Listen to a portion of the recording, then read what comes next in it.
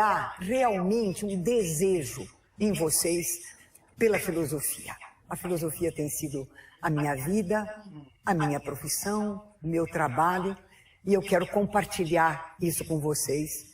E eu espero que a minha aula faça isso. E agradeço muito que vocês tenham a paciência de me escutar.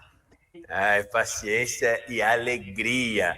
Só para falar para vocês, se preparem, apertem os cintos, sempre vale a pena. Eu sou da escola antiga, eu gosto de um papel do lado com uma caneta para anotar as coisas que me chamam a atenção. Tem gente que hoje em dia faz no tablet, né, no celular, mas deixe alguma coisinha que vai vir um monte de coisa, você vai ficar com vontade de anotar. No final tem uma surpresa que vocês vão ver em relação à aula de hoje.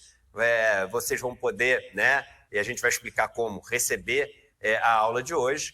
Mas deixa um papelzinho para já anotar e não dormir com isso perdido, não, para anotar aquelas coisas que vão te chamar mais a atenção na aula de hoje. A gente vai começar a aula agora, aproveita, pega, compartilha esse link, manda aí nas suas redes sociais. Ó, começou a aula da professora Marilana Chauí, não pode perder. E no final vai ter um debate dela com Gessé, histórico, não sei o quê. Se você está chegando pela primeira vez no canal, tem muita gente que está chegando pela primeira vez.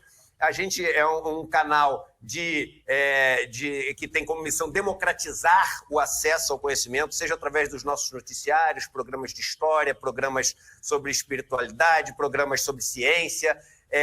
A gente é o maior canal do mundo de notícias que não tem propaganda, não tem monetização, não tem patrocínio, não é financiado por nenhum instituto de banco, de mineradora. A gente tem total independência. Independência essa que acaba se refletindo em aulas, em apresentações, em debates que dão a liberdade para as pessoas que estão participando, uma liberdade total. Liberdade não vem sem responsabilidade, então existe a responsabilidade, mas existe, antes de tudo, essa liberdade de não dever satisfação a ninguém que pode tirar o seu tapete se você falar alguma coisa que incomoda. Professora, sem mais delongas, porque a gente vai ter muito para debater no final também. Tá bom. Vamos começar a aula? Vamos começar. Então, gente, apertem os cintos.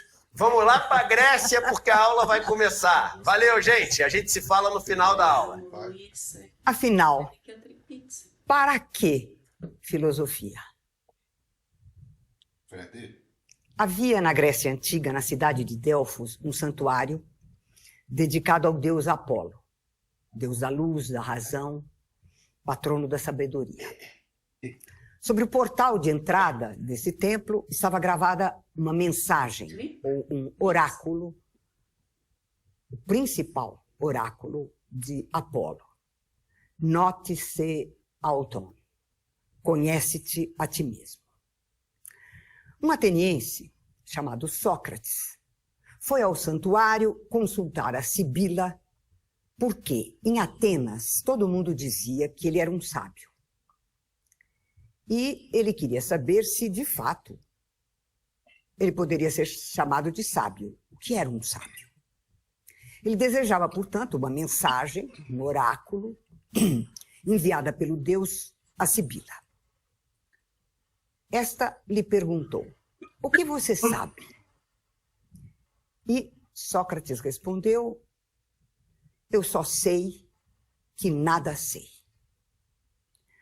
Ao que a Sibila transmitiu, então, o oráculo enviado por Apolo. Sócrates é o mais sábio de todos os homens, pois é o único que sabe que não sabe. Sócrates, como todos sabem, é o patrono da filosofia. Sócrates andava pelas ruas de Atenas, perguntando aos atenienses: o que é isso em que você acredita? O que é isso que você está dizendo? O que é isso que você está fazendo?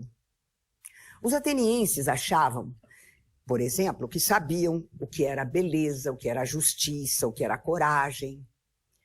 E Sócrates lhe fazia perguntas de tal maneira que não só eles se contradiziam uns aos outros, mas cada um se contradizia também. Ficavam todos muito confusos e chegavam à conclusão de que, afinal, eles não sabiam aquilo em que eles acreditavam. E em todas essas conversas, Sócrates sempre dizia aos seus interlocutores: eu também não sei, e é por isso que eu pergunto. aceitar a própria ignorância e procurar superá-la. Eis o nascimento da filosofia. A pergunta, o que é a pergunta com a qual Sócrates inaugura a filosofia, o que é a indagação sobre a realidade essencial e profunda de algo para além das aparências e muitas vezes contra as aparências. Com essa pergunta, Sócrates levava os atenienses a descobrir a diferença entre parecer e ser, entre a mera crença ou opinião e a verdade. Um discípulo de Sócrates, Platão, descreve o que ele considera o início do filosofar. Essa descrição se encontra numa obra platônica chamada A República.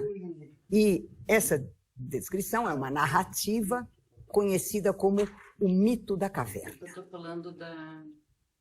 Imaginemos uma caverna separada do mundo exterior por um alto muro. Entre este e o chão da caverna há uma fresta por onde passa alguma luz externa, deixando a caverna na obscuridade quase completa. Desde seu nascimento, geração após geração, seres humanos ali estão acorrentados, sem poder mover a cabeça na direção da entrada, nem locomover-se até ela, forçados a olhar apenas a parede do fundo da caverna, vivendo sem nunca ter visto o mundo exterior, nem a luz do sol. No interior da caverna, há um fogo que ilumina vagamente o lugar sombrio e faz com que as coisas que se passam do lado de fora, acima do muro, sejam projetadas na parede do fundo. É como se fosse um filme, né? Do lado de fora, pessoas passam carregando nos ombros figuras ou imagens de homens, mulheres, animais, cujas sombras também são projetadas na parede do fundo da caverna. Nunca tendo visto o mundo exterior, os prisioneiros julgam que as sombras das coisas e das pessoas que eles veem projetadas, os sons das suas falas, são as próprias coisas externas, as próprias pessoas, e que os artefatos, isto é, as figuras, as imagens que eles transportam no ombro, são seres vivos, que se movem e falam. Qual é, pois, a situação dos prisioneiros? Tomam sombras por realidade, tanto as sombras das coisas e dos seres humanos exteriores, como as sombras dos artefatos que eles carregam. Um dos prisioneiros, inconformado com a condição em que se encontra, decide abandoná-la. Usando pedras, fabrica um instrumento com o qual quebra os grilhões. De início, move a cabeça, depois o corpo todo. A seguir, avança em direção à saída e escala o muro. Enfrentando as durezas de um caminho íngreme e difícil, ele sai da caverna. No primeiro instante, ele fica totalmente cego pela luminosidade do sol, com a qual seus olhos não estão acostumados. Ele se enche de dor por causa dos movimentos que seu corpo realiza pela primeira vez e pelo ofuscamento dos seus olhos sob a ação da luz externa. Ele se sente dividido entre a incredulidade e o deslumbramento. Incredulidade porque será obrigado a decidir onde se encontra a realidade, no que vê agora ou nas sombras em que sempre viveu. Deslumbramento, essa palavra significa ferido pela luz. Deslumbramento porque seus olhos não conseguem ver com nitidez as coisas iluminadas. Seu primeiro impulso é retornar à caverna para livrar-se da dor e do espanto, atraído pela escuridão, que lhe parece mais acolhedora. Além disso, precisa aprender a ver. E esse aprendizado é doloroso, fazendo desejar a caverna onde tudo lhe é familiar e conhecido. Sentindo-se sem disposição para regressar à caverna, por causa da rudeza do caminho, o prisioneiro permanece no exterior. Aos poucos, habitua-se à luz e começa a ver o mundo. Encanta-se, tem a felicidade de finalmente ver as próprias coisas, descobrindo que em sua prisão vira apenas sombras, aparências. Daí por diante, ele desejará ficar para sempre longe da caverna e lutará com todas as suas forças para jamais regressar a ela. No entanto, ele não pode deixar de lastimar o destino de todos aqueles prisioneiros que lá estão. E por isso ele toma a decisão de regressar ao subterrâneo sombrio para contar aos demais o que ele viu e convencê-los a se libertar também. O que lhe acontece com esse retorno? Os demais prisioneiros zombam dele, não acreditam em suas palavras e tentam silenciá-lo com as suas caçoadas e, ao não conseguir, começam a espancá-lo. E se mesmo assim ele teimar em afirmar o que viu e os convidar a sair da caverna, certamente acabarão por matá-lo. Mas quem sabe, alguns poderão ouvi-lo e, contra a vontade dos demais, também decidir sair da caverna rumo à realidade. O que é a caverna? O mundo de aparências em que vivemos. Que são as sombras projetadas no fundo, as coisas que percebemos. Que são os grilhões e as correntes, nossos preconceitos e opiniões, nossa crença de que estamos percebendo a realidade. Quem é o prisioneiro que se liberta e sai da caverna? O filósofo. O que é a luz do sol? A luz da verdade. O que é o mundo iluminado pelo sol da verdade? A realidade propriamente dita. Qual o instrumento que liberta o prisioneiro rebelde e com o qual ele deseja libertar os outros prisioneiros? A filosofia. Palavra composta de duas outras. Filia, amizade, e sofia, sabedoria. A filosofia é amizade pela sabedoria ou amor ao saber. Nossa caverna é a nossa vida cotidiana, costumeira, na qual nós afirmamos, negamos, desejamos, aceitamos, recusamos coisas, pessoas, situações. Fazemos perguntas tais como: que horas são? Ou que dia é hoje? Dizemos frases como: ele está sonhando. Ou ela enlouqueceu. Fazemos afirmações como: onde há fumaça, há fogo. Ou não saia na chuva para não se resfriar. Avaliamos coisas e pessoas, dizendo, por exemplo, essa música é mais bonita do que a outra. Ou Maria está mais jovem do que Jussara. Numa disputa, quando os ânimos estão exaltados, um dos contendores pode gritar ao outro: mentiroso, eu estava lá e não foi isso que aconteceu. E um terceiro, querendo acalmar os contendores, pode dizer: vamos pôr a cabeça no lugar. Cada um seja bem objetivo e diga o que viu, porque assim todos poderão se entender. Também é comum ouvirmos dizer que quando o assunto é o amor, nós não somos capazes de ver as coisas tais como elas são. E que vemos o que ninguém vê e não vemos o que todo mundo está vendo. Dizem, então, que somos muito subjetivos. Ora, quando pergunto que horas são, ou que dia é hoje, a minha expectativa é de que alguém, tendo um relógio, um calendário, me dê a resposta exata. Em que acredito quando aceito a resposta? Acredito que o tempo existe, que ele passa, pode ser medido em horas e dias, que o que já passou é diferente do que agora é e do que virá. E o futuro desejado ou temido. Assim, uma simples pergunta contém silenciosamente várias crenças. Isto é, coisas ou ideias em que acreditamos sem questionar, que aceitamos porque nos parecem evidentes ou porque nos ensinaram que elas são assim mesmo. Quando digo, ele está sonhando, para me referir a alguém que está acordado e diz ou pensa alguma coisa que julgo impossível ou improvável, eu tenho igualmente muitas crenças silenciosas.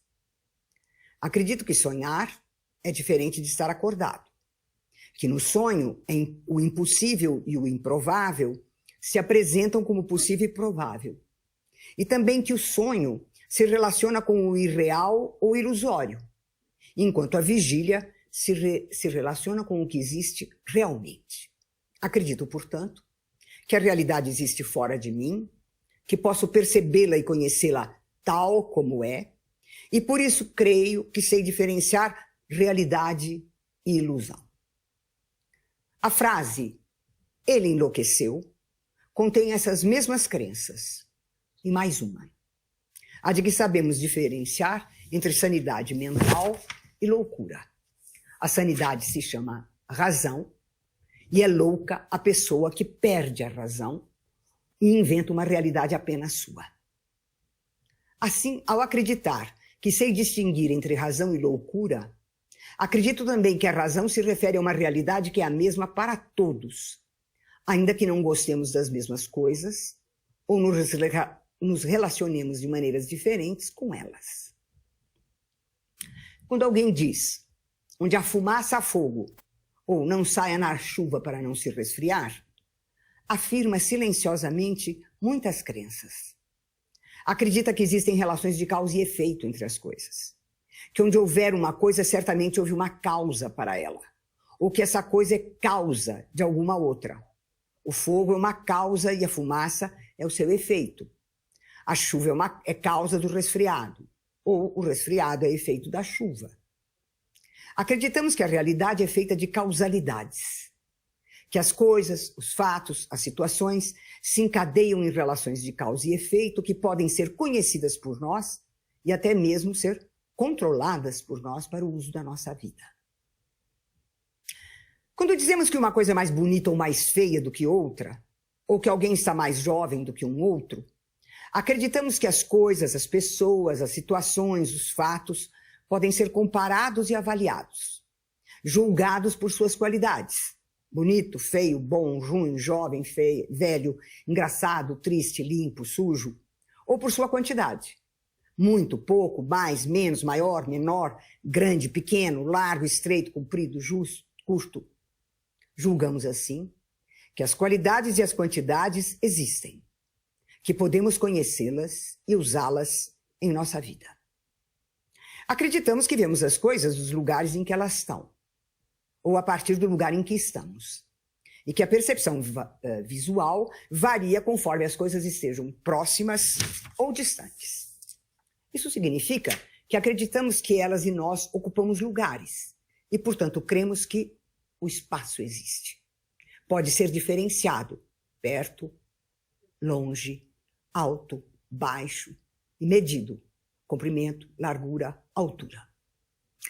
Numa discussão, quando alguém chama o outro de mentiroso, é porque não estaria dizendo os fatos exatamente como aconteceram.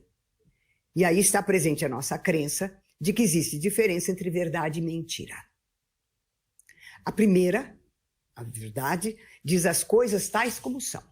A segunda, a mentira, faz exatamente o contrário, distorcendo a realidade.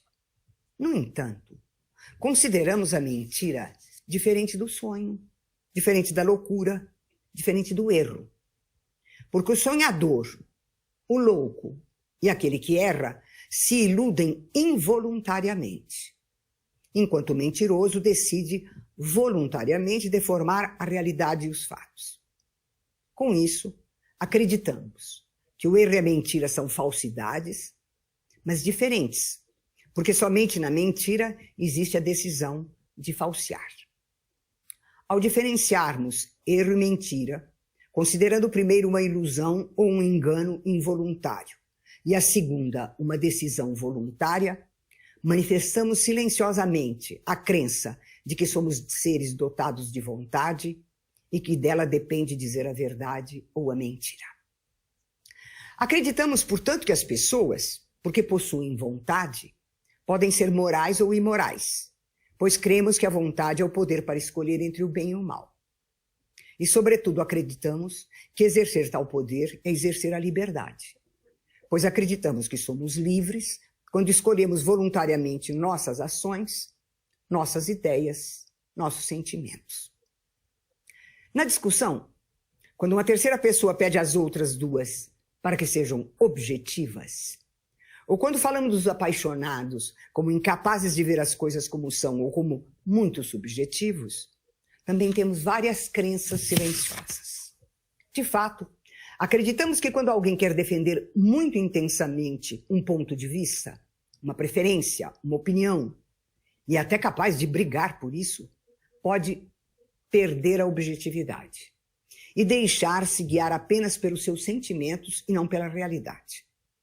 Da mesma maneira, acreditamos que os apaixonados se tornam incapazes de ver as coisas como são. São incapazes de ter uma atitude objetiva e que sua paixão os faz ficar muito subjetivos. Em que acreditamos? Acreditamos que ter objetividade é ter uma atitude imparcial que percebe e compreende as coisas tais como são verdadeiramente. Enquanto a subjetividade é uma atitude parcial, pessoal, ditada por sentimentos variados como amor, ódio, medo, desejo. Assim, não só acreditamos que a objetividade e a subjetividade existem, mas também acreditamos que sabemos o que elas são. Ao dizermos que alguém é muito apreciado ou muito apreciada, porque tem os mesmos gostos, as mesmas ideias, respeita ou despreza as mesmas coisas que nós, e tem atitudes, hábitos, costumes muito parecidos com os nossos, estamos silenciosamente acreditando que a vida com as outras pessoas, família, amigos, escola, trabalho, sociedade, política, nos faz semelhantes ou diferentes, em decorrência de normas e valores morais, políticos, religiosos, artísticos, regras de conduta, finalidades de vida. Ao considerarmos óbvio que todos os seres humanos seguem regras e normas de conduta, possuem valores morais, religiosos, artísticos, políticos, vivem na companhia de seus semelhantes e procuram distanciar-se dos diferentes, dos quais discordam e com os quais entram em conflito, acreditamos que somos seres sociais, morais e racionais. Pois regras, normas, valores, finalidades só podem ser estabelecidos por seres conscientes e dotados de raciocínio. Como se pode notar, a nossa vida cotidiana é toda feita de opiniões, de crenças silenciosas, da aceitação de coisas e ideias que nunca questionamos, porque nos parecem naturais, óbvias. E se não for bem assim? Cremos que nossa vontade é livre para escolher entre o bem e o mal. Cremos também na necessidade de obedecer às normas e às regras da nossa sociedade. O que acontece, porém, quando, numa situação, nossa vontade nos indica que é bom fazer ou querer algo que a nossa sociedade proíbe e condena? Ou, ao contrário, quando a nossa vontade julga que será um mal e uma injustiça, querer ou fazer algo que a nossa sociedade exige e obriga? Ou seja, há momentos em nossas vidas em que vivemos um conflito entre o que a nossa liberdade deseja e o que a nossa sociedade determina e impõe. Nós cremos na existência do tempo, isto é, num transcorrer que não depende de nós, e cremos que podemos medi-lo com instrumentos como o relógio e o cronômetro. No entanto, Quando estamos à espera de alguma coisa muito desejada ou de alguém muito querido, o tempo parece não passar. A demora é longa, interminável. Olhamos para o relógio e nele o tempo está passando, sem corresponder ao nosso sentimento de que ele está quase parado. Ao contrário, se estamos numa situação de muita satisfação, o tempo voa, passa velozmente, ainda que o relógio mostre que se passaram várias horas. Vemos que o sol nasce a leste e se põe a oeste, que sua presença é o dia e sua ausência é a noite. Nossos olhos nos fazem acreditar que o sol se move em torno da Terra, vai de leste para oeste, e que esta permanece imóvel. No entanto, apesar de Olavo de Carvalho, a astronomia demonstra que não é isso que acontece. A Terra é um planeta num sistema cuja estrela central se chama Sol. E ela, juntamente com outros planetas, é que se movem à volta do Sol num movimento de translação. Além desse movimento, ela ainda realiza um outro, o de rotação em torno do seu eixo invisível. O movimento de translação explica a existência do ano e o de rotação a existência do dia e da noite. Assim, há uma contradição entre a nossa percepção que nos dá a crença na imobilidade da Terra e a informação astronômica sobre os movimentos terrestres. Esses exemplos todos indicam que, por um lado, tudo parece certo e como tem que ser. E, por outro, parece que tudo poderia estar errado e ser uma ilusão. Temos a crença na liberdade, mas somos dominados pelas regras da nossa sociedade. Temos a experiência do tempo parado ou do tempo ligeiro, mas o relógio não comprova essa experiência. Temos a percepção do Sol e das estrelas em movimento à volta da Terra, imóvel. Mas a astronomia nos ensina o contrário. Esses conflitos entre várias das nossas crenças, ou entre as nossas crenças e um saber cientificamente estabelecido, indicam a principal circunstância em que somos levados a mudar de atitude. Quando uma crença contradiz outra, ou parece incompatível com outra, ou quando uma opinião em que sempre acreditamos é contrariada por uma outra forma de conhecimento, alguns de nós se sentem impelidos a indagar qual é a origem, qual é o sentido, qual é a realidade das nossas crenças e das nossas opiniões. É assim que o conflito entre a minha vontade e as regras da minha sociedade me levam a colocar a seguinte questão: sou livre quando quero ou faço algo que contraria a minha sociedade, ou sou livre quando domino minha vontade e a obrigo a aceitar o que a minha sociedade determina?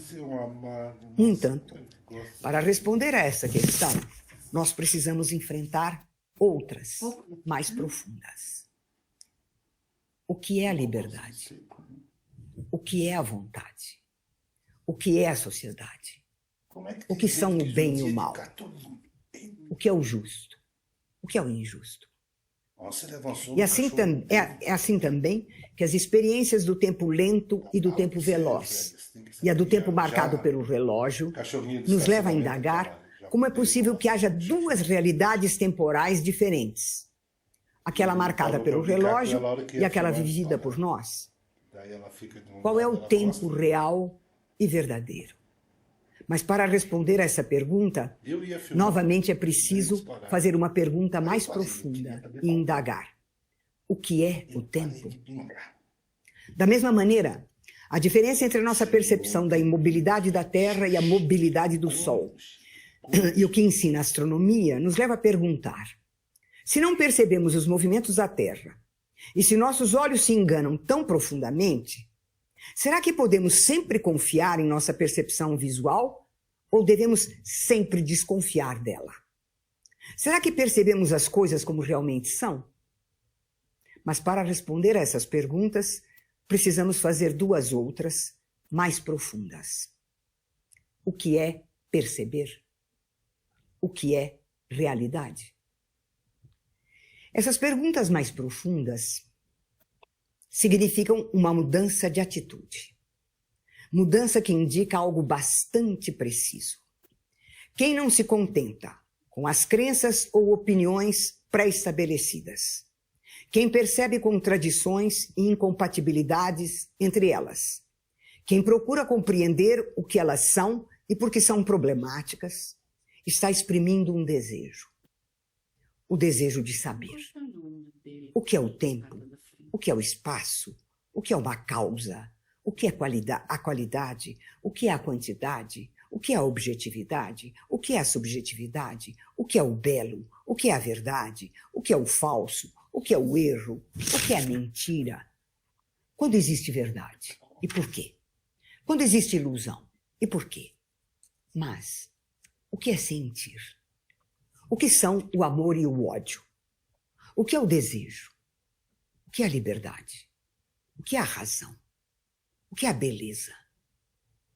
O que é saber? Essas indagações significam passar da atitude costumeira à atitude filosófica. Assim, uma primeira resposta à pergunta "para que filosofia?" poderia ser poderia ser a seguinte: a decisão de não aceitar como naturais, óbvias e evidentes as coisas, as ideias, os fatos, as situações, os valores, os comportamentos de nossa existência cotidiana. Jamais aceitá-los sem antes havê-los investigado e compreendido. Em outras palavras, a filosofia surge quando os seres humanos começam a exigir provas e justificações racionais que validem ou invalidem as crenças e as opiniões cotidianas. Assim, a primeira característica da atitude filosófica é negativa, isto é, um dizer não aos preconceitos, aos prejuízos, aos fatos e às ideias da experiência cotidiana. A segunda característica da atitude filosófica é positiva, isto é, uma interrogação sobre o que são as coisas, as ideias, os fatos, as situações, os comportamentos, os valores e nós próprios. É também, a filosofia, uma interrogação sobre o porquê e o como da realidade e de nós próprios. O que é? Por que é? Como é? Para que é? Essas são as indagações fundamentais da atitude filosófica. A face negativa e a face positiva da atitude filosófica constituem o que chamamos de atitude crítica. Em geral, as pessoas pensam que crítica é má vontade, mau humor, não ficar contente com nada. Não é isso que crítica significa. A palavra crítica vem do grego e possui 3 sentidos principais. Primeiro, a capacidade para julgar, discernir e decidir corretamente.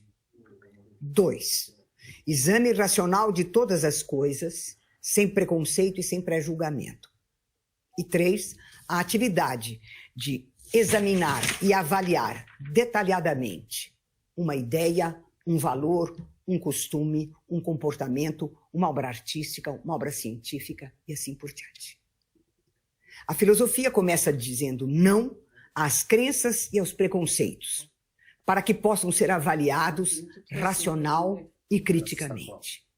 Por isso, começa dizendo que não sabemos o que imaginávamos saber. Ou, como dizia Sócrates, começamos a buscar o conhecimento quando somos capazes de dizer só sei que nada sei. Em outras palavras, a filosofia se inicia naquele instante em que a realidade natural, o mundo das coisas, e a realidade sócio-histórica, o mundo dos humanos, se tornam enigmáticos, problemáticos, incompreensíveis. Quando as opiniões estabelecidas disponíveis já não podem satisfazer as nossas exigências de fundamentação das ideias, de fundamentação dos discursos, das práticas e das ações. Ora, a pergunta para que filosofia é uma pergunta interessante. Veja, ninguém pergunta para que matemática, para que física, para que química, para que geologia, para que geografia, para que história, para que psicologia, para que sociologia, para que biologia,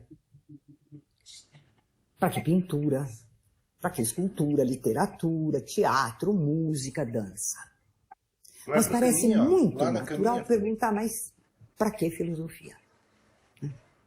Em geral, essa pergunta costuma receber uma resposta muito irônica que todo estudante de filosofia conhece. A resposta é: a filosofia é uma ciência com a qual e sem a qual o mundo permanece tal e qual. Ou seja, a filosofia não serve para coisa nenhuma, não serve para nada. No entanto, essa pergunta, para que filosofia, não é descabida. Ela tem a sua razão de ser. Uma vez que a nossa sociedade considera que alguma coisa só tem o direito de existir se tiver alguma finalidade prática muito visível ou uma utilidade imediata, que traga poder, prestígio, riqueza, lucro, fama. Eis porque ninguém pergunta para que as ciências, pois todo mundo imagina ver a utilidade das ciências nos produtos da técnica, isto é, na aplicação dos conhecimentos científicos. Todo mundo também imagina ver a utilidade das artes, tanto por causa da compra e venda das obras de arte, tidas como mais importantes quanto mais altos foram os seus preços no mercado, como porque a nossa sociedade vê os artistas como gênios que merecem ser valorizados para o elogio da humanidade. Ao mesmo tempo em que, paradoxalmente, a nossa sociedade é capaz de rejeitá-los e maltratá-los se suas obras forem verdadeiramente revolucionárias e inovadoras. Pois, nesses casos, elas não são úteis para o que está estabelecido. Diante disso, compreende-se que não se vê para que, afinal, serviria a filosofia. Se serventia, é isso que eu acabei de dizer que a nossa sociedade considera. Ora, ao contrário do senso comum, as ciências reconhecem que as suas bases são filosóficas. De fato, as ciências partem da admissão da existência da verdade, da necessidade, de procedimentos corretos para bem usar o pensamento e, sobretudo, confiam na racionalidade dos conhecimentos, isto é, que são válidos não só porque explicam os fatos, mas também porque podem ser corrigidos e aperfeiçoados. Verdade, pensamento racional, procedimentos especiais para conhecer fatos, aplicação prática de conhecimentos teóricos, correção e acúmulo de saberes. Esses objetivos e propósitos das ciências não são científicos, são filosóficos e dependem de questões filosóficas e todo cientista reconhece isso. Alguns, para dar alguma utilidade à filosofia, consideram que é preciso determinar claramente o uso que se pode fazer dela. Considerando, por isso, que a serventia da filosofia não se encontra nos conhecimentos. Esses ficam por conta da ciência. Também não se encontra nas aplicações práticas das teorias. Isso fica por conta das tecnologias. A filosofia se encontra nos ensinamentos morais e éticos. Ela seria, portanto, a arte de bem viver, ou da vida correta e virtuosa. Estudando as paixões e os vícios humanos, a liberdade e a vontade, analisando a capacidade da nossa razão para impor limites aos nossos desejos e paixões, ensinando-nos a viver de modo honesto e justo na companhia dos outros.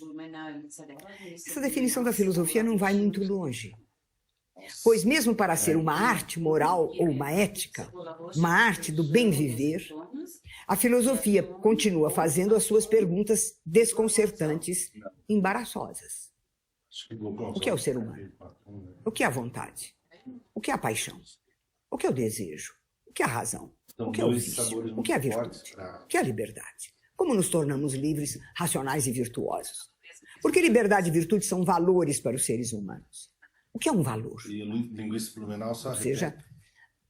a tentativa de dar serventia para a filosofia, dizendo que ela dá regras morais ou éticas, não leva a lugar nenhum. Porque o que a filosofia, enquanto ética ou moral, faz é perguntar o que são as regras morais, o que são os valores morais e assim por diante. Em outras palavras, a atitude filosófica possui algumas características que são as mesmas, independentemente do conteúdo investigado. Seja o estudo da natureza, seja o estudo dos seres humanos, seja o estudo das artes, das religiões e assim por diante. Eu acho que vamos na Blumenau. Que características são essas? Aí o Adler a gente põe... Perguntar o que é. Uma coisa, um valor, uma ideia, um comportamento. Ou seja, qual é a realidade e qual é a significação de algo. 2. Perguntar como é. Uma coisa, uma ideia, um valor, um comportamento. Ou seja, como é a estrutura ou o sistema de relações que constituem a realidade de algo. 3. Perguntar por que é. Uma coisa, uma ideia, um valor, um comportamento, ou seja, por que algo existe? Qual é a origem ou a causa de uma coisa, de uma ideia, de um valor, de um comportamento, de um sentimento? E perguntar para quê? Ou para quem? Uma coisa, uma ideia, um valor, um comportamento, um sentimento existem. Ou seja, qual a finalidade de uma coisa, de uma ideia, de um valor, de um comportamento, de uma ação. A atitude filosófica se inicia dirigindo essas indagações ao mundo que nos rodeia e às relações que mantemos com ele. Pouco a pouco, descobre que essas questões pressupõem a figura daquele que está interrogando, a figura daquele que está fazendo as perguntas. E elas exigem que seja explicada a tendência do ser humano a interrogar o mundo e a si mesmo, com o desejo de conhecê-lo e conhecer-se. Em outras palavras, é preciso pensar sobre a nossa capacidade de pensar. Por isso, pouco a pouco, as perguntas da filosofia se dirigem ao próprio pensamento. O que é pensar? Como é pensar?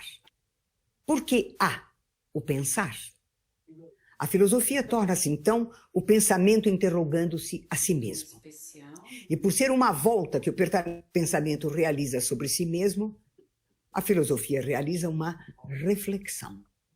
Isto é, um movimento pelo qual o pensamento, examinando o que é pensado por ele, volta-se para si mesmo, interrogando-se a si mesmo, pensando-se a si mesmo, indo, portanto, à raiz do pensamento num movimento para conhecer como é possível o próprio pensamento. Não somos somente seres pensantes. Nós somos também seres que agem no mundo, que se relacionam com os outros, seres humanos, com os outros seres humanos, com os animais, com as plantas, as águas, os ares, as coisas, os fatos, os acontecimentos. E exprimimos essas relações, tanto por meio da linguagem e dos gestos, como por meio de ações, comportamentos e condutas. Assim, a reflexão filosófica se realiza em torno de 3 grandes conjuntos de perguntas ou questões. Primeiro, por que pensamos o que pensamos, dizemos o que dizemos e fazemos o que fazemos? Isto é, quais os motivos, quais as razões, quais as causas para pensarmos o que pensamos, dizermos o que dizemos, fazermos o que fazemos? 2. O que queremos pensar quando pensamos? O que queremos dizer quando falamos? O que queremos fazer quando agimos? Isto é, qual é o conteúdo e o sentido do que pensamos, dizemos e fazemos?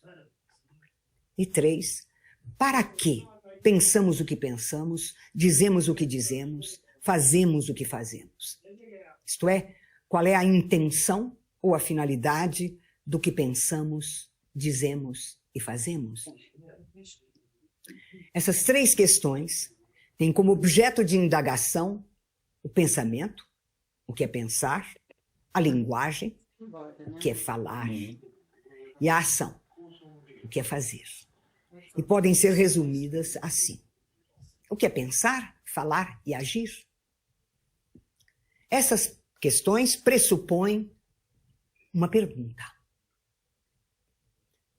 O que pensamos, dizemos e fazemos em nossas crenças cotidianas constitui ou não um pensamento verdadeiro, uma linguagem coerente e uma ação dotada de sentido? As questões ou indagações filosóficas se referem à essência, o que é, à significação ou à estrutura, como é, à origem, por que é, e à finalidade, para que ou para quem é, de todas as coisas e dos seres humanos. É um saber não apenas sobre a interioridade do pensamento, o sujeito pensante, mas também sobre a realidade exterior ao pensamento, o objeto pensado. Assim, a reflexão filosófica indaga por que, o que, para quê, dirigindo ao pensamento, à linguagem e à ação, isto é, dirigindo-se aos seres humanos. São perguntas sobre a capacidade e a finalidade para conhecer, falar e agir, que são próprias dos seres humanos. Ela é um saber sobre o ser humano como falante, como pensante, falante e agente. Ela é, portanto, um conhecimento sobre a realidade dos seres humanos, como sujeitos, pensantes, falantes e agentes. Ela indaga, portanto, sobre a realidade exterior e sobre a realidade interior. As indagações filosóficas se realizam de modo sistemático. A palavra sistema vem do grego, significando um todo cujas partes estão ligadas por relações de concordância interna. No caso do pensamento, significa um conjunto de ideias internamente articuladas e relacionadas, graças a certos princípios universais e necessários, que são regras e normas da argumentação, da demonstração e da relação num todo coerente. A banana você tem que comer num dia. Ou seja, as indagações filosóficas não se fazem ao acaso, não se fazem assim ou assado. Dizer que as indagações filosóficas são sistemáticas significa dizer que a filosofia trabalha com enunciados precisos e rigorosos. Busca encadeamentos lógicos entre os enunciados. Opera com conceitos ou ideias obtidos por procedimentos de demonstração e prova. Exige a fundamentação racional do que é enunciado e do que é pensado. Somente assim, a reflexão filosófica pode fazer com que a nossa experiência cotidiana, nossas crenças e opiniões alcancem uma visão crítica de si mesmas e possam ser ultrapassadas. O conhecimento filosófico é um trabalho intelectual sistemático, porque não se contenta em obter respostas para as questões colocadas, mas exige que as próprias questões sejam válidas e também exige que as respostas sejam verdadeiras, estejam relacionadas entre si, esclareçam umas às outras, formem conjuntos coerentes de ideias e significações, sejam provadas e demonstradas racionalmente. As ideias na filosofia não são eu acho que. Não é um achismo. Eu penso que. E demonstro o significado a origem, a finalidade dessa ideia ou desta coisa sobre a qual estou pensando. A filosofia é uma vocação para compreender como se relacionam, se conectam e se encadeiam num todo racionalmente compreensível as coisas e os fatos que aparecem de modo fragmentado e desconexo na nossa experiência cotidiana. A filosofia é, pois, a fundamentação teórica e crítica dos conhecimentos e das práticas. Fundamento é uma palavra que vem do latim e significa uma base sólida, um alicerce sobre o qual se pode construir com segurança e do ponto de vista do conhecimento significa a base ou o princípio racional que sustenta uma demonstração verdadeira.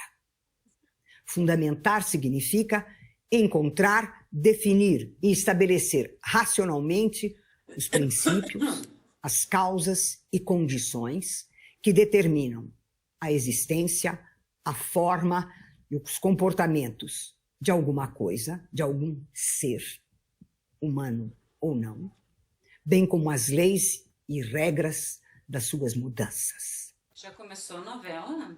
Por que teórica e crítica? Teoria vem do grego e significa contemplar uma verdade com os olhos do espírito. É uma atividade puramente intelectual de conhecimento. Sob essa perspectiva, uma fundamentação teórica significa determinar pelo pensamento, de maneira organizada e sistemática, um conjunto de princípios, causas e condições de alguma coisa, da sua existência, do seu comportamento, do seu sentido, das suas mudanças. E como vimos, crítica também é uma palavra grega, significando a capacidade para julgar, discernir e decidir corretamente. O exame racional de todas as coisas sem preconceitos, sem pré-julgamento e a atividade de examinar e avaliar detalhadamente uma ideia, um valor, um costume, um comportamento, uma obra artística, uma obra científica, uma religião. Sob essa perspectiva, a fundamentação crítica significa examinar, avaliar e julgar racionalmente os princípios, as causas e condições de alguma coisa, de algum ser, que pode ser um ser humano ou não, e que pode ser uma ideia ou uma ação, né? Mas perguntando as condições da sua existência, do seu comportamento, do seu sentido, das suas mudanças e das suas finalidades. Como fundamentação teórica e crítica, a filosofia se ocupa com os princípios, as causas e as condições do conhecimento que pretenda ser racional e verdadeiro. Com a origem, a forma e o conteúdo dos valores éticos, políticos, religiosos, artísticos, científicos, culturais. Com a compreensão das causas e das formas da ilusão e do preconceito, no plano individual e no plano coletivo. Com os princípios, as causas e condições das transformações históricas, dos conceitos, das ideias, dos valores e das práticas humanas. Assim, essa definição nos explica que a filosofia se volta para o estudo das várias formas de conhecimento: percepção, imaginação, memória, linguagem, inteligência, experiência, reflexão, e dos vários tipos de atividades interiores e comportamentos externos aos seres humanos, enquanto expressões da vontade, do desejo, das paixões, procurando descrever as formas e os conteúdos de conhecimento e tipos de atividade e comportamento como relação do ser humano com o mundo, consigo próprio e com os outros. Para realizar o seu trabalho, a filosofia investiga e interpreta o significado de ideias como realidade, mundo, natureza, cultura, história, verdade, falsidade, humanidade, religião, temporalidade, espacialidade, qualidade, quantidade, subjetividade, objetividade, diferença, repetição, semelhança, conflito, contradição, mudança, necessidade, possibilidade, probabilidade e assim por diante. Todos os grandes conceitos ligados ao conhecimento e à prática, seja a prática ética, seja a prática política, seja a prática artística. A filosofia não é uma ciência. Ela é uma reflexão sobre os fundamentos das ciências, isto é, sobre os procedimentos e conceitos científicos. A filosofia não é uma religião. Ela é uma reflexão sobre os fundamentos da religião, isto é, sobre as causas, origens e formas das crenças religiosas. A filosofia não é arte. Ela é uma reflexão sobre os fundamentos da arte, isto é, sobre os conteúdos, as formas, as significações das obras de arte e do trabalho artístico. Ela não é sociologia nem psicologia, mas interpretação e avaliação dos conceitos e métodos da sociologia e da psicologia. Não é uma moral, mas uma reflexão sobre a origem, o sentido e a mudança dos valores éticos. Não é política, mas interpretação, compreensão e reflexão sobre a origem, a natureza e as formas do poder e das suas mudanças. Ela não é história, mas uma reflexão sobre o sentido dos acontecimentos enquanto inseridos no tempo e a compreensão do que seja o próprio tempo. Qual a utilidade da filosofia? Se abandonar a ingenuidade e os preconceitos do senso comum for útil. Se não se deixar guiar pela submissão às ideias dominantes e aos poderes estabelecidos for útil. Se buscar compreender o significado do mundo, da cultura, da história for útil.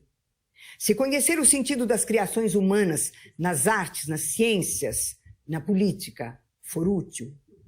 Se dar a cada um de nós e à nossa sociedade os meios para serem conscientes de si e de suas ações numa prática ética e política que deseja a liberdade e a felicidade para todos, for útil, então nós podemos dizer que a filosofia é o mais útil de todos os saberes de que os seres humanos são capazes.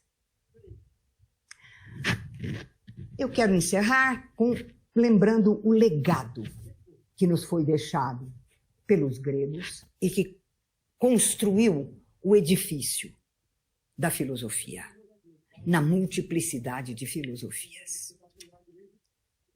Então, ao criar a filosofia, os filósofos gregos nos legaram as ideias fundadoras do conhecimento e da ação humanas. Primeiro, a ideia de que o conhecimento verdadeiro deve encontrar as leis e os princípios universais e necessários do objeto conhecido e deve demonstrar a sua verdade por meio de provas ou argumentos racionais. Ou seja, em primeiro lugar, a ideia de que um conhecimento não é algo que alguém impõe a outros, e sim algo que deve ser e pode ser compreendido por todos, graças a argumentos, debates, provas racionais. Pois a razão ou a capacidade de pensar e conhecer é a mesma em todos os seres humanos. E, em segundo lugar, a ideia de que o conhecimento só é verdadeiro quando explica racionalmente o que é a coisa conhecida, como ela é e por que ela é tal como ela é. 2. A ideia de que a natureza segue uma ordem necessária e não uma ordem casual e acidental. Ou seja, que a natureza opera segundo leis e princípios necessários. Isto é, que não poderiam ser outros ou diferentes do que são. O necessário é isso. O necessário é aquilo que é assim e não poderia ser de outra maneira senão assim. Isto é, não poderiam ser diferentes do que são. E são princípios universais. Isto é, são os mesmos em toda parte e em todos os tempos. Essas leis e esses princípios podem ser plenamente conhecidos pelo nosso pensamento. Isto é, não são conhecimentos misteriosos e secretos que precisariam ser revelados por divindades ou por magos, mas conhecimentos que o pensamento humano, por sua própria força, tem a capacidade para alcançar. Então, o conhecimento do necessário e universal. A lei da gravitação universal é, por exemplo, uma lei necessária. A afirmação, a demonstração einsteiniana sobre a velocidade da luz como o quadrado das distâncias é necessária. A luz se move assim e a luz é isso e não poderia ser de outra maneira. Então, essa é uma exigência que é uma exigência filosófica. A exigência filosófica de que se chegue à natureza compreendendo-a como uma ordem necessária e não casual ou acidental. Mesmo quando se inicia a física quântica, a ideia não é de acaso. Tanto que é por isso que Einstein vai ter vamos dizer, um certo afastamento da teoria quântica, porque ele diz que a teoria quântica é como se fosse um jogo de dados, em que pode acontecer qualquer coisa. E ele diz que a natureza não é assim. Bom, não vamos entrar na discussão sobre a física contemporânea e a física clássica. O caso é que os gregos nos legam a ideia de que a natureza é a região na qual as coisas se passam, tais como se passam, por uma ordenação, por leis que são necessárias. É assim e não poderia ser de outra maneira. Segundo, a ideia de que a razão, ou o nosso pensamento, também opera obedecendo a princípios, leis, regras e normas universais e necessárias, com os quais podemos distinguir o verdadeiro e o falso.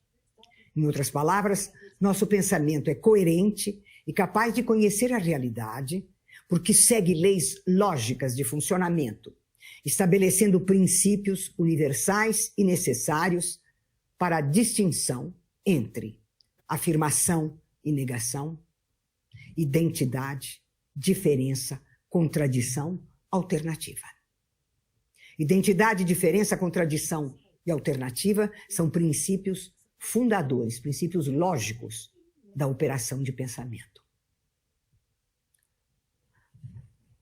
Em seguida, a ideia de que as práticas humanas, portanto a ação moral e política, as técnicas e as artes, dependem da deliberação, da discussão e de uma escolha, que pode ser emocional ou racional, realizando-se segundo certos valores e padrões que foram estabelecidos, seja pela natureza, seja pelos próprios seres humanos, e não por imposições misteriosas e incompreensíveis que lhes teriam sido feitas por forças secretas, invisíveis, impossíveis. Assim, nós podemos dizer que a ideia de que os acontecimentos naturais e humanos são necessários porque obedecem a leis naturais ou da natureza humana, não exclui a compreensão de que os acontecimentos podem, em certas circunstâncias e em certas condições, também não serem necessários, mas acidentais. Quando um conjunto de circunstâncias os faz ocorrer, como um acaso na natureza. Seja porque as ações humanas dependem de escolhas e deliberações dos seres humanos em condições determinadas. Ou seja, é possível que algo apareça na natureza como acidental. Pega um tsunami. Ninguém estava esperando o tsunami. E, no entanto, é possível fazer a reconstituição e o movimento e a origem do tsunami e encontrar a causa necessária dele ter acontecido. Ele não aconteceu por acaso. Né? Ele aparece para nós como um acontecimento acidental. Né?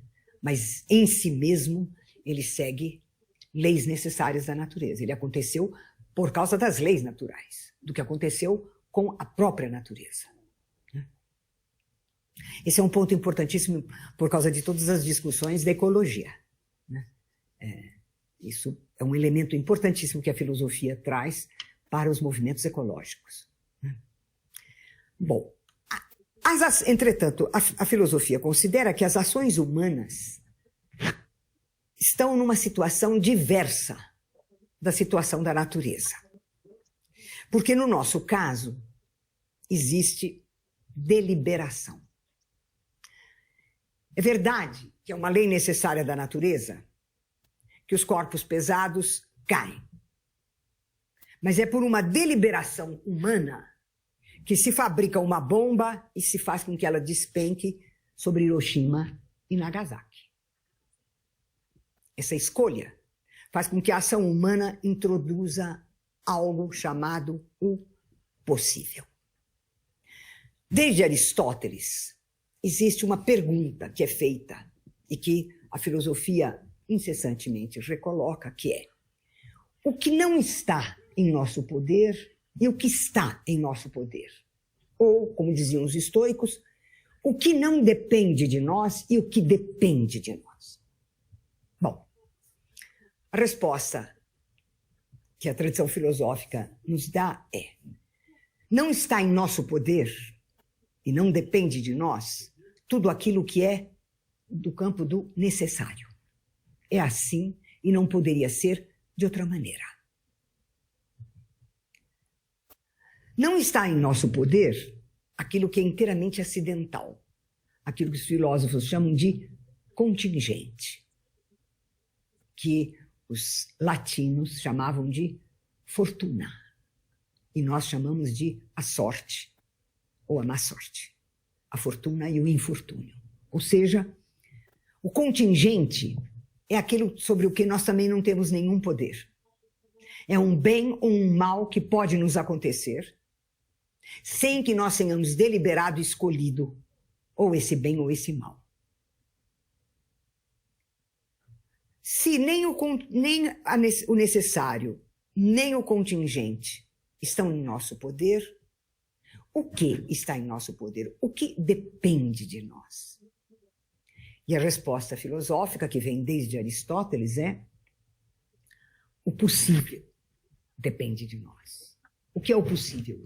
O possível é aquilo que pode ou não acontecer, pode ou não ser feito, a partir da nossa deliberação, da nossa vontade e da nossa liberdade. É por isso que se diz: a política é a arte do possível. Todo mundo pensa que essa expressão é a arte do possível. Significa, bom, é o que dá para fazer, não dá para fazer outra coisa. Não, não é isso que significa. Significa a política depende de nós. Ela é uma decisão, uma deliberação nossa. É isso que significa possível. Então, no caso das ações humanas, nós temos o necessário: nascer, viver, morrer, pensar, falar, andar. Todas as coisas que nós temos por natureza. Nós podemos passar por acidentes na nossa vida, coisas acidentais que nos aconteçam. Mas, como seres políticos, como seres éticos, como seres artísticos, nós somos aqueles capazes do possível. Isto é, fazer existir o que não existia sem a nossa decisão. Uma determinada ação, uma determinada prática, uma determinada obra de arte, assim por diante. Então, os gregos nos legaram essa ideia que é importantíssima na filosofia, que é a distinção entre o necessário o que é tal como é e não pode ser senão como é, e o contingente, o que pode ser ou não ser, o que pode acontecer ou não acontecer, e o possível. Em outras palavras, os filósofos gregos nos deixaram a ideia de que podemos diferenciar entre o necessário, o contingente e o possível nas nossas ações. O necessário é o que não está em nosso poder escolher, pois acontece e acontecerá sempre, independentemente da nossa vontade. É de graça, né? Não depende de nós que o sol brilhe, que haja dia e noite, que a matéria se transforme em energia, quando sua velocidade é o quadrado da velocidade da luz. O contingente também não está em nosso poder. Mas tadinho, não vai ganhar nada. A gorjeta? Poder de escolher. Sim, mas a gente dá depois. Eu não escolho que aconteça Você não uma abre o tempestade aplicativo, daí justamente depois quando eu estou você fazendo pega uma a gorjeta, viagem de daí- navio ou de avião. Quando Não é que escolho vai estar num descer? veículo que será destruído por um outro dirigido por um motorista embriagado. Então, o contingente nos acontece. Mas o possível, ao contrário do necessário do contingente, é exatamente o que nós temos o poder de escolher e fazer. É o que está em nosso poder. E, finalmente, a filosofia nos lega a ideia de que os seres humanos naturalmente aspiram ao conhecimento verdadeiro, porque são seres racionais. Aspiram à justiça, pois são seres dotados de vontade livre.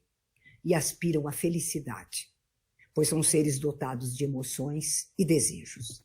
Isto é, que os seres humanos não precisam viver nem agir cegamente, nem ser comandados por forças extranaturais secretas e misteriosas, mas são capazes de conhecer e enfrentar as condições existentes e instituir, por si mesmos e para si mesmos, as regras e os valores pelos quais dão sentido às suas vidas e às suas ações. Eu espero ter respondido a pergunta, afinal, para que filosofia? Obrigada. Palmas para a professora Marilena Chauí, que incrível, que aula, Assisti pela segunda vez, eu tinha assistido hoje mais cedo,